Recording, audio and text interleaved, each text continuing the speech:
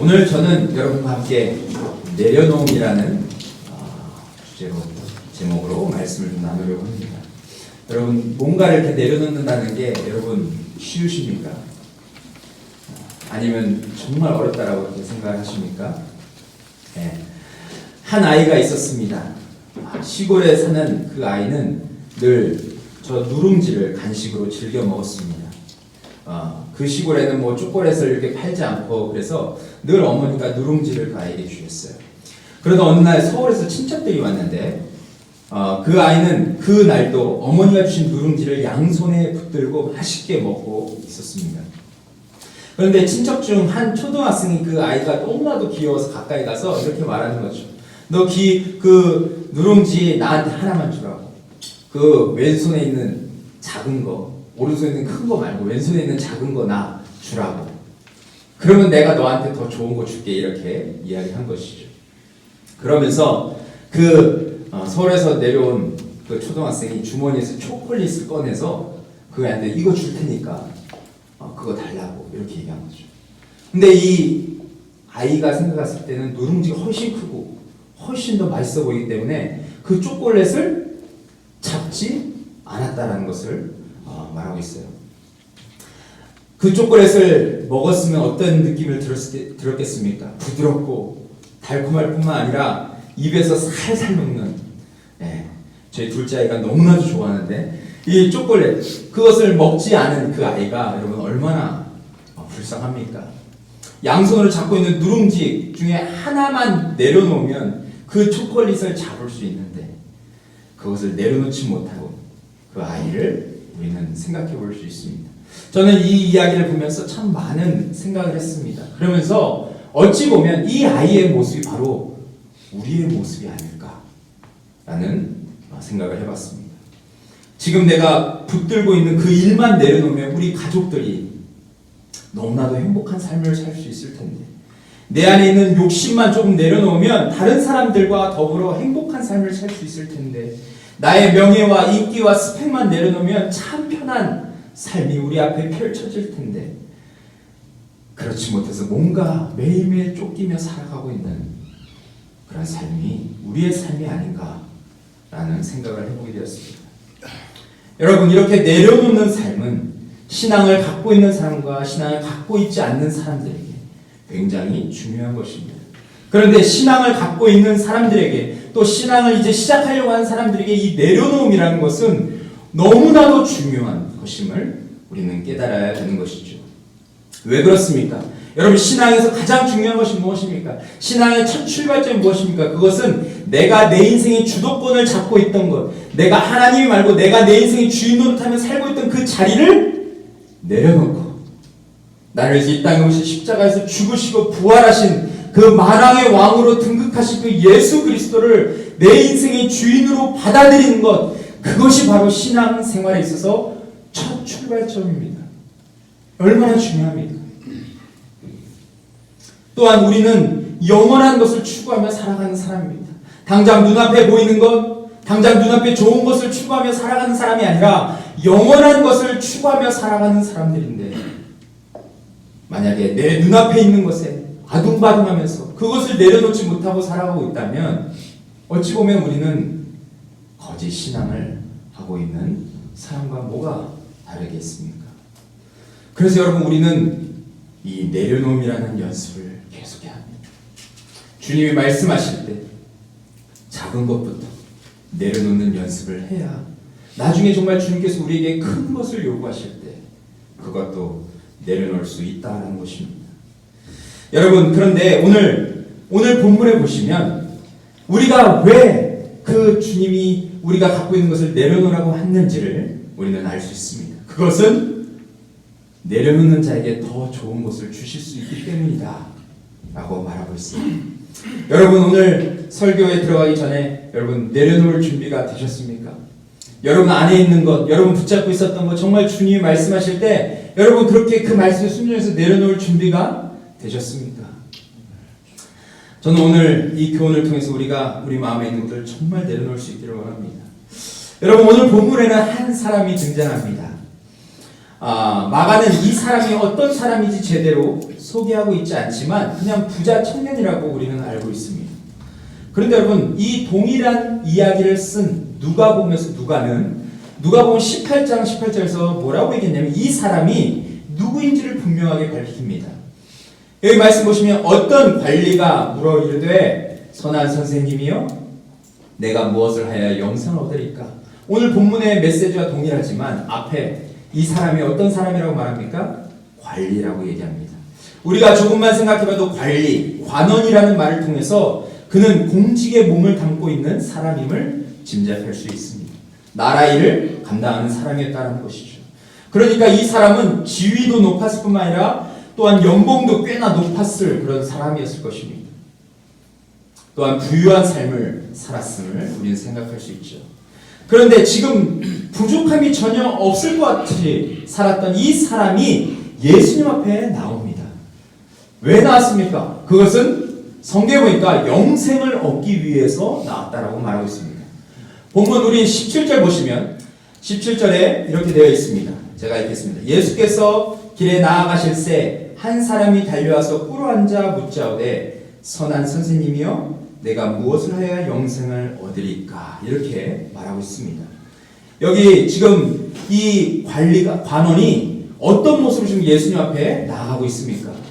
그는 지금 달려와서 꿇어앉아 선한 선생님이여 또한 무엇을 하여야 영생을 얻으리까? 이렇게 지금 예수님 앞에 반응하는 것을 보게 됩니다. 이 부분을 보면 그는 영생에 대한 굉장한 목마름이 있었던 것 같습니다.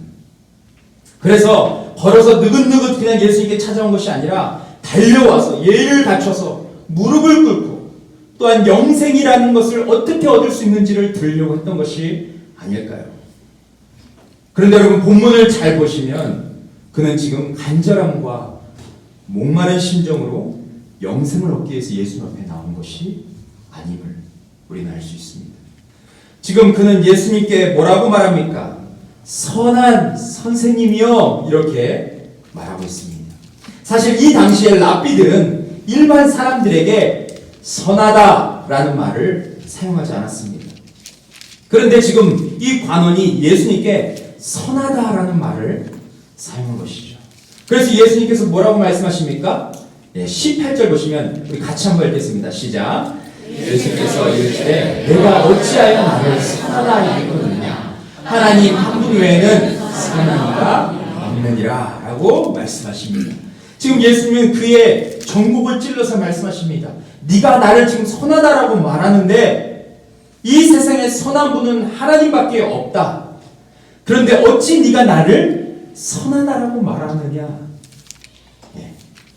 그러면 네가 생각하기를 내가 지금 나 예수가 하나님과 동등한 분이라는 것을 네가 믿고 말하는 거냐? 라고 그렇게 예수님께서 말씀하시는 것이죠. 그러면서 예수님은 그가 어떤 생각을 하는지를 간파하십니다. 그래서 이렇게 질문하시죠. 19절 보시면 내가 계명을 안 하니 살인하지 말라, 간음하지 말라, 도둑질하지 말라, 거짓 증언하지 말라, 속여 빼앗지 말라, 내 부모를 공경하라 하였느니라. 이 말씀을 갑자기 뜬금없이 말씀하십니다. 예수님 영생 얻기 원합니다. 그랬더니 갑자기 이렇게 말씀하시는 그 이유가 무엇이겠습니까? 우리는 이해할 수 없을 수 있습니다. 그런데 예수님이 여기서 무엇을 말하려고 했던 것입니까? 예수님은 네가 어려서부터 율법을 알았던 것을 예수님이 알고 계셨어요. 그래서 이 율법에 대해서 말씀하신 것이죠. 네. 그때 관원이 마음에 있는 것을 이야기합니다. 20절 보면 뭐라고 이야기합니까? 그가 여짜오되 선생님이여 좀 전에 선생님이 말한 그것을 그 율법을 내가 어려서부터 다 지켰습니다. 이렇게 이야기합니다. 그러나 여기 관원에게는 문제가 있었어요.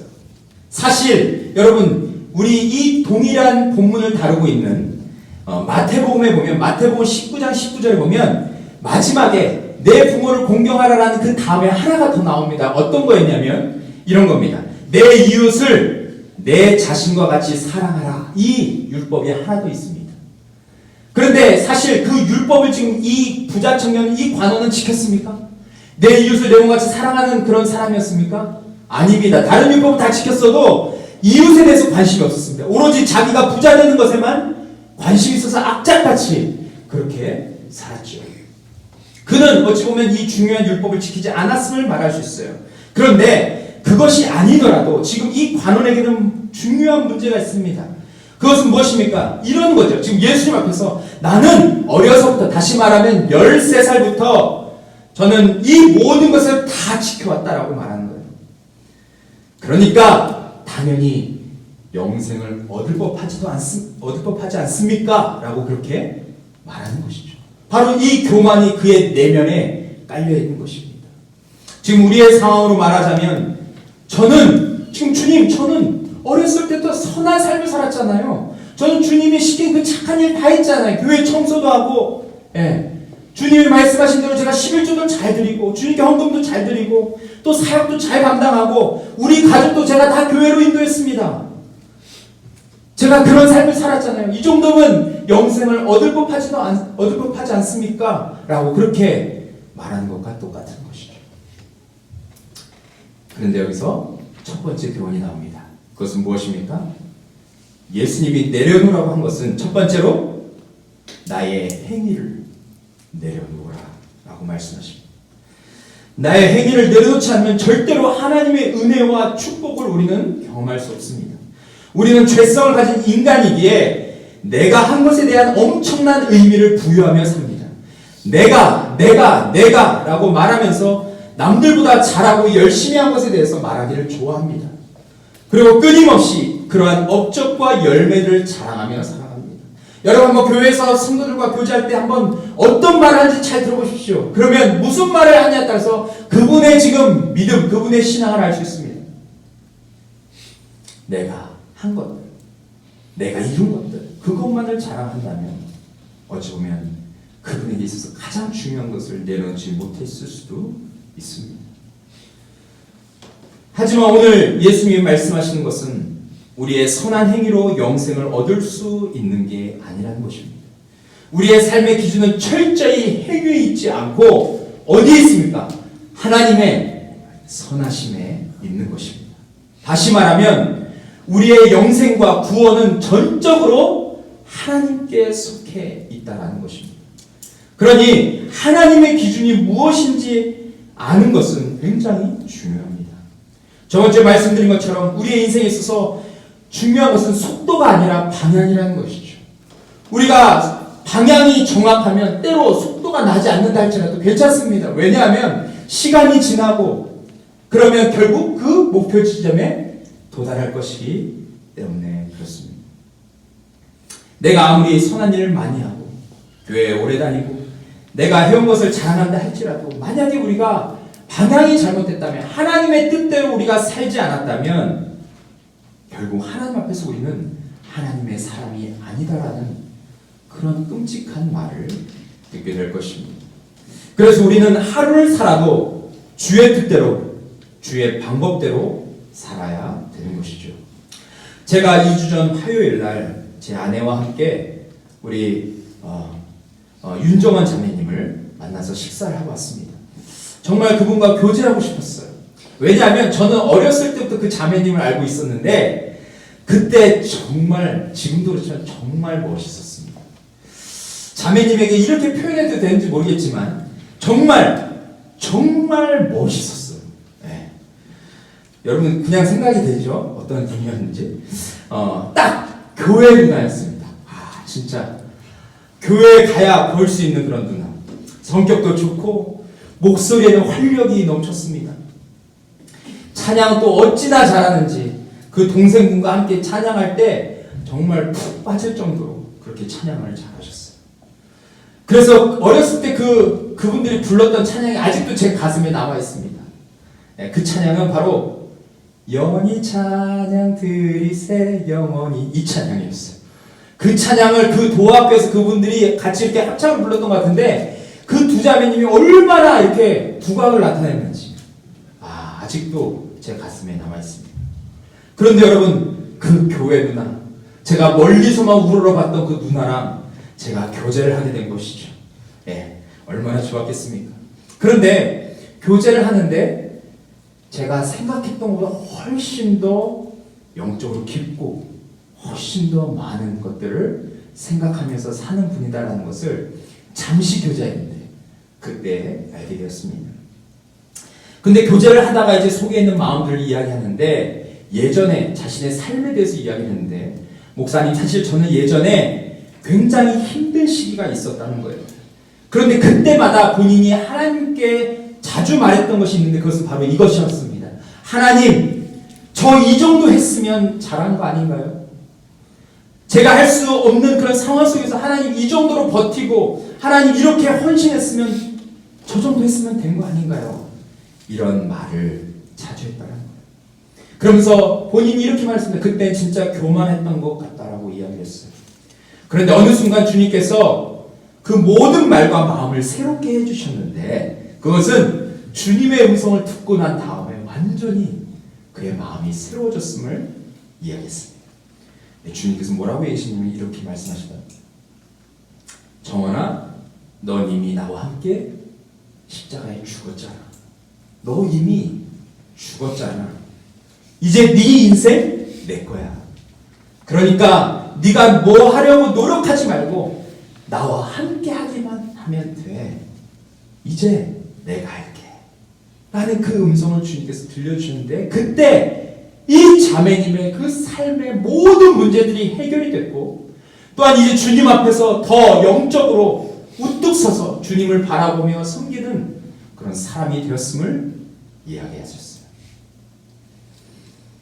그러면서 주님께 이렇게 고백했다고 했습니다. 주님, 저 이미 죽은 거 맞습니다. 주님과 함께 저 죽은 거 맞습니다. 제가 이것을 잊고 있었습니다. 이제는 주님이 저를 인도해 주세요.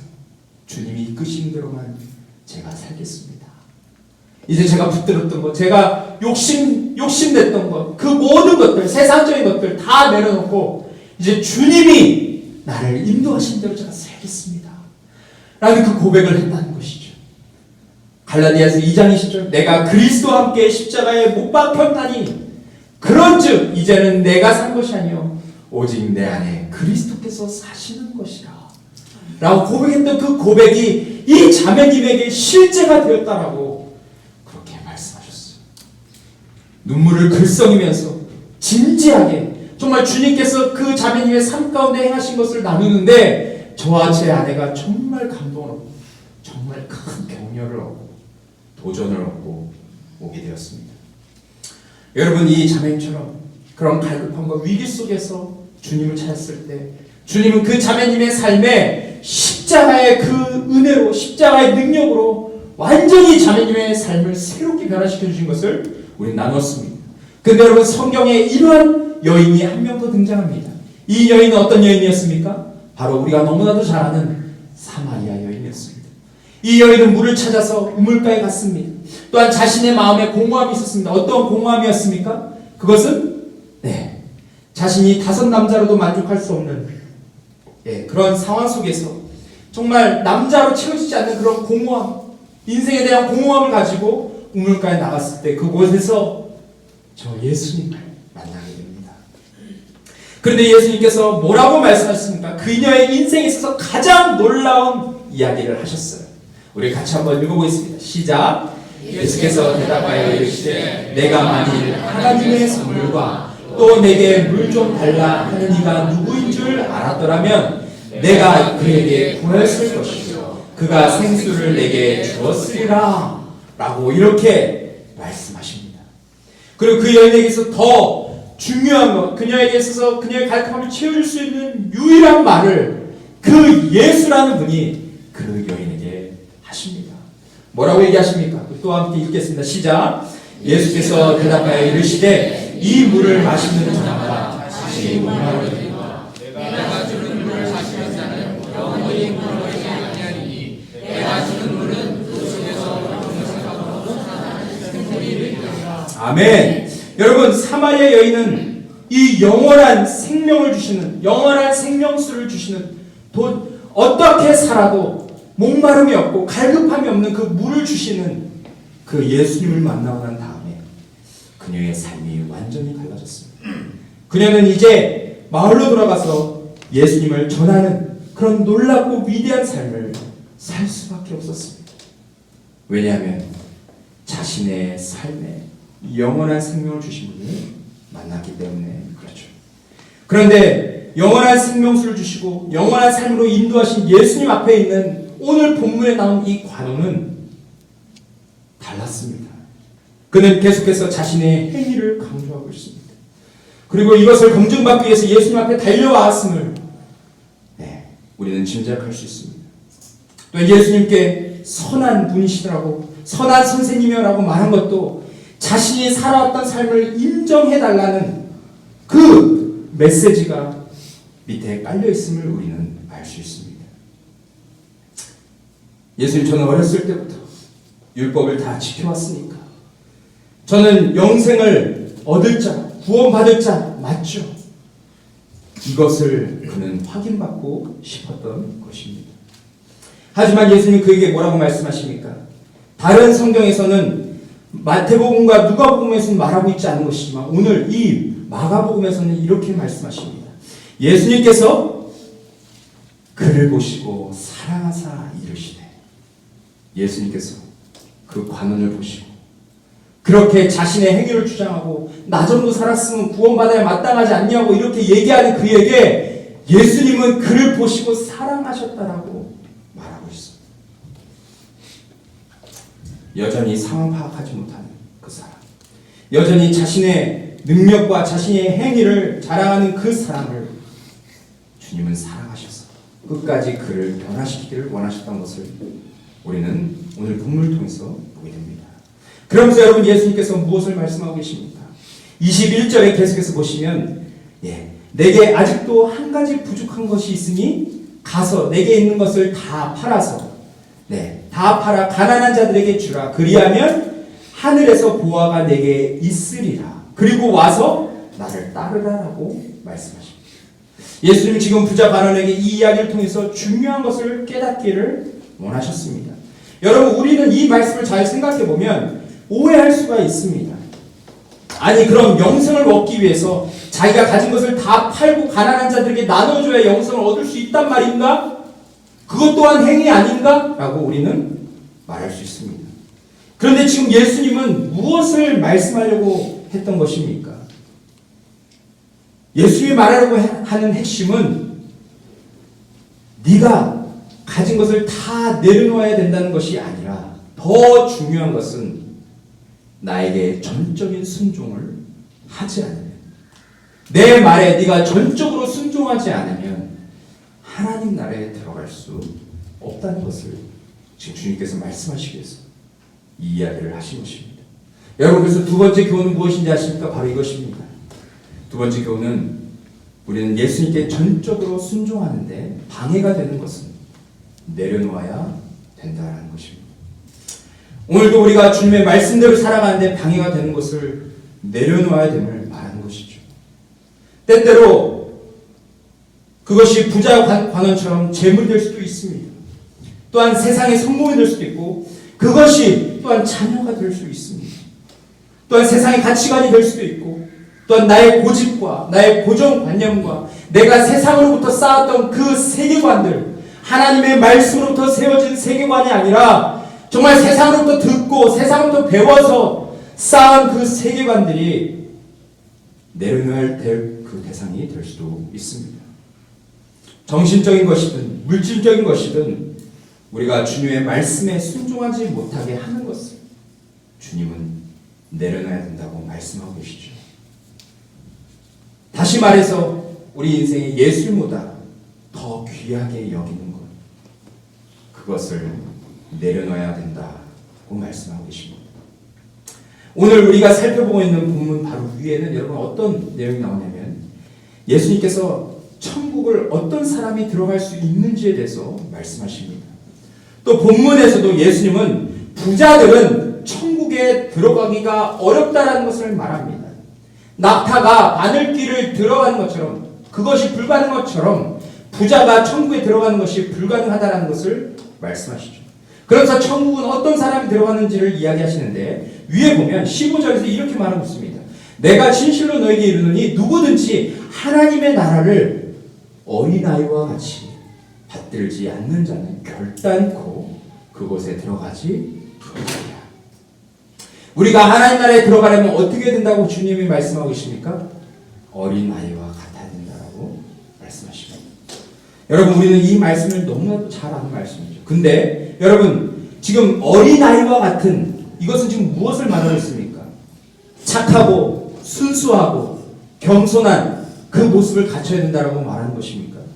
아닙니다. 여기에서 어린아이라고 주님이 비유하신 그 이유가 있는데, 그것은 아이들에게 있는 특징 중에 하나는 거리낌 없이 받아들인다라는 것입니다. 거리낌 없이 받아들인다. 또한 다른 사람들의 관심과 사랑에 의지하기를 아이들은 기뻐합니다. 그렇죠.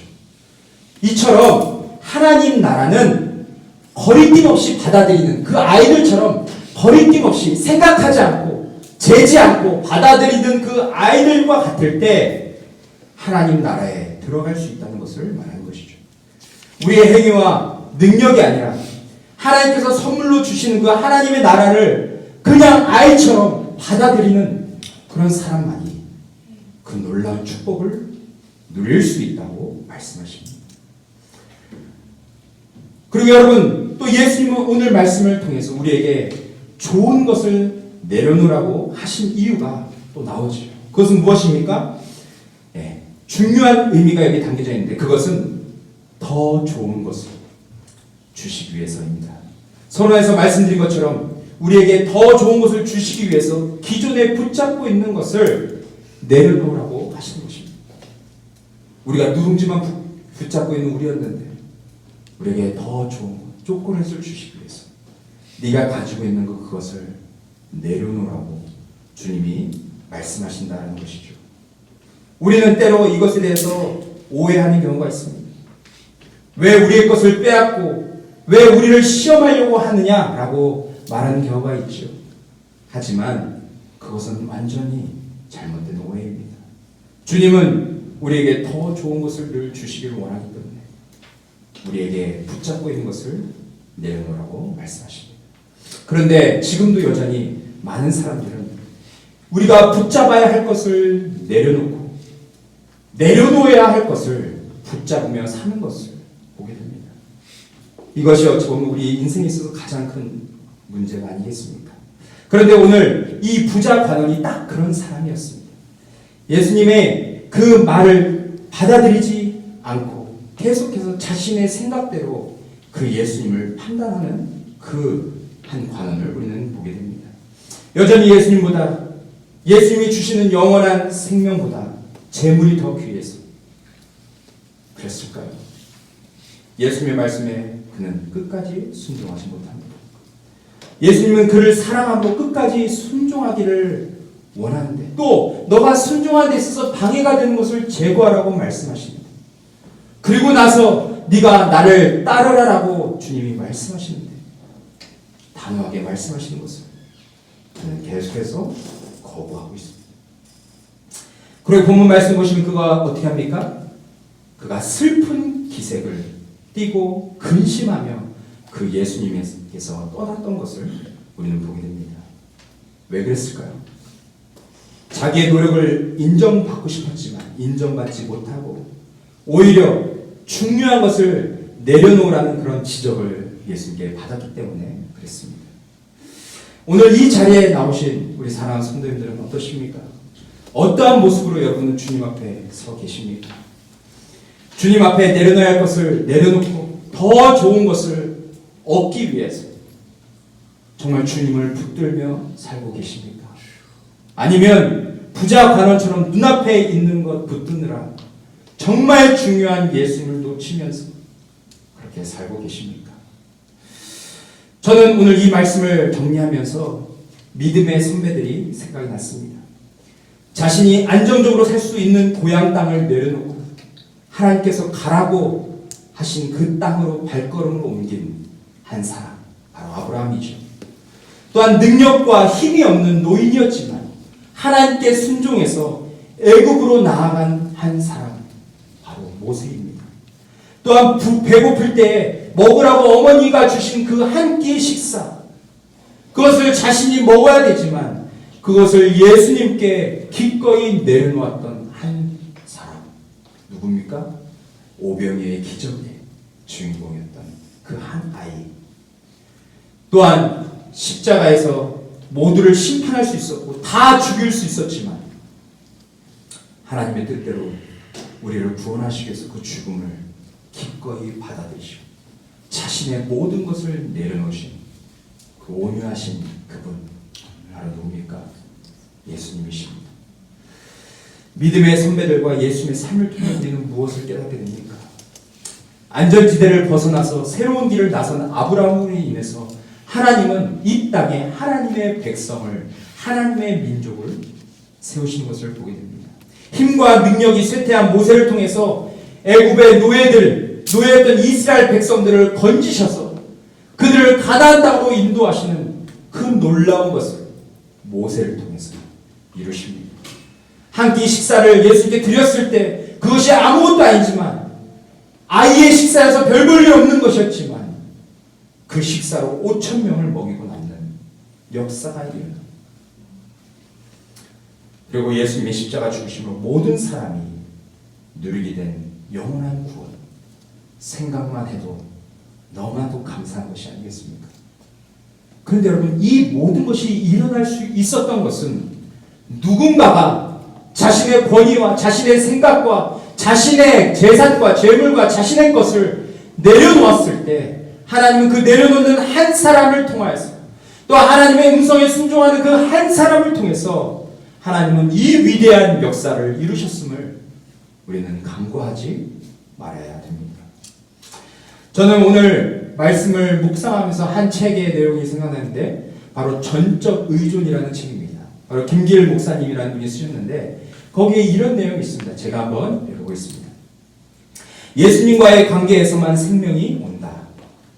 삶의 어려움을 긍정적으로 이겨낼 만한 좋은 생각, 나의 욕심을 다스릴 만한 거룩한 생각, 메마르고 건조한 생각을 물리칠 만한 풍성한 에너지는 예수님의 친밀한 관계 속에서, 예수님과의 친밀한 관계 속에서 주어집니다.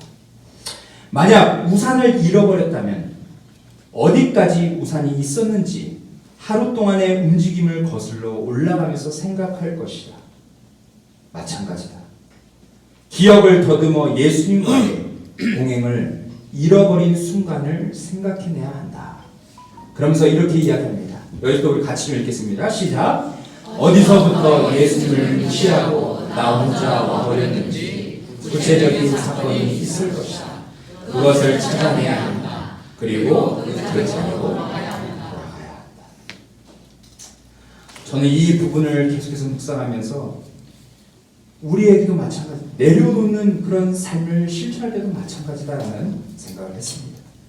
우리도 주님과의 관계가 좋았을 때가 있었는데, 정말 주님으로 만족했을 때가 있었는데, 언제부터 내가 붙들고 있는 것을 내려놓지 못하고 살았는지를 우리는 생각해 봐야 합니다. 또 오늘 기도하면서 성령님께서 내 안에 주시는 그 그림들, 내 안에 있는 내려놓지 못하는 그 대상들을 주님께서 보게 하실 때 오늘 그것을 주님 앞에서 깨끗하게 내려놓고 다시 주님과의 관계가 회복될 수 있는 그런 시간이 되기를 원합니다. 여러분, 주님은 오늘도 우리의 마음 문을 두드리고 계십니다. 오늘도 주님께로 돌아오는 그 사람을 통해서 주님은 아까 좀 전에 얘기했던 믿음의 선배들처럼 그러한 놀라운 일들을 우리를 통해서 이루시기를 원하십니다. 주님의 역사는 아직 끝나지 않았습니다.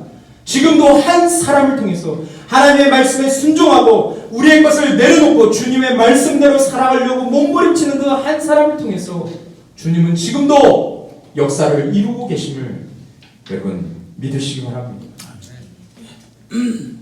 오늘 부자 관원은 그 생명 되신 예수님을 앞에 두고 그는 집으로 돌아가게 되었습니다. 자신의 것을 내려놓지 못해서 돌아가게 되었습니다. 그러나 저는, 여러분과 저는 이러한 어리석음을 범하지 않기를 진심으로 원합니다. 그 주님 앞에 우리가 서서 그 주님 앞에서 주님께서 우리에게 주시고자 하는 것들을 바라보고 내 것을 깨끗하게 내려놓고 주님께서 우리에게 주시는 것을 기대하며 날마다 주님 앞에만 머물러 있는 여러분과 제가 되기를 소망합니다. 그럴 때 주님과의 관계가 회복될 뿐만 아니라 우리는 영원하고 우리가 붙든 것보다 더 좋은 것을 누리며 살 수 있게 될 것입니다. 그런 은혜가 이번 한 주 동안 우리의 삶 가운데 이루어지기를 간절히 소망합니다. 우리 시간 함께